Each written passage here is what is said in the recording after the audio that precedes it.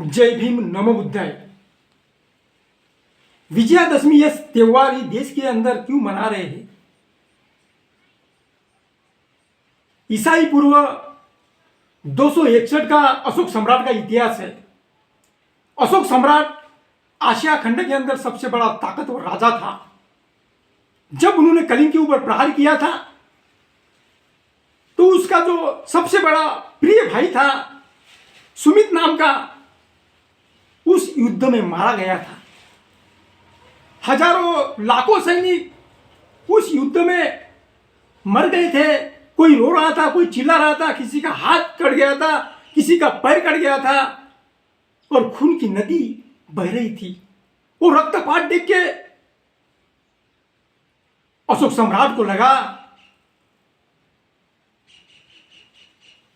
मैंने तो ये राज्य तो जीत लिया है, लेकिन जीत के भी कोई फायदा हुआ नहीं है। और अशोक सम्राट की जो पत्नी थी वो अशोक सम्राट को हमेशा बताती थी बुद्ध के बारे में। तब उनके दिलो दिमाग में वो बात आई। फिर उन्होंने अपने हाथ की तलवार जमीन पे डाल के बुद्ध को शरण गए। वो दिन था विजयादशमी का। फिर उन्होंने बौद्ध धर्म की दीक्षा ली। उतना ही उन्होंने नहीं किया, अपने दोनों बेटे जो महेंद्र और संघमित्रा थी उनको धम्म के प्रचार के लिए लगा दिया और अपनी पूरी संपत्ति धम्म के प्रचार के लिए दान कर दी। 84,000 विहार आशिया खंड के अंदर बनाया। अशोक सम्राट के काल में समता, सातत्य, बंधुता की बातें थी। इंसान सुरक्षित था।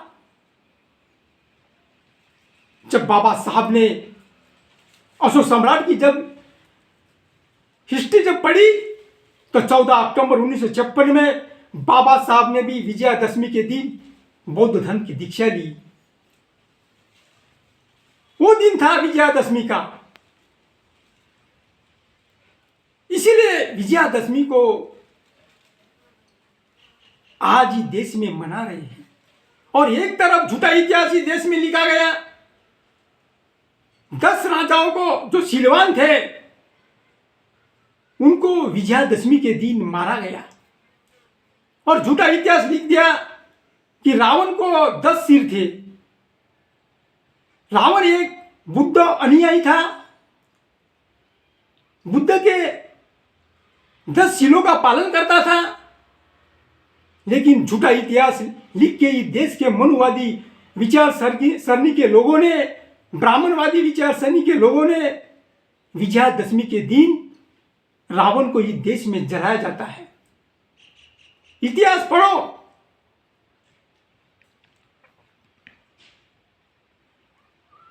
आज बड़ी ताकत के साथ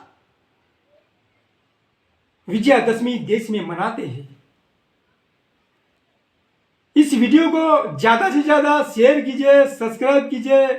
जय भीम, जय भारत।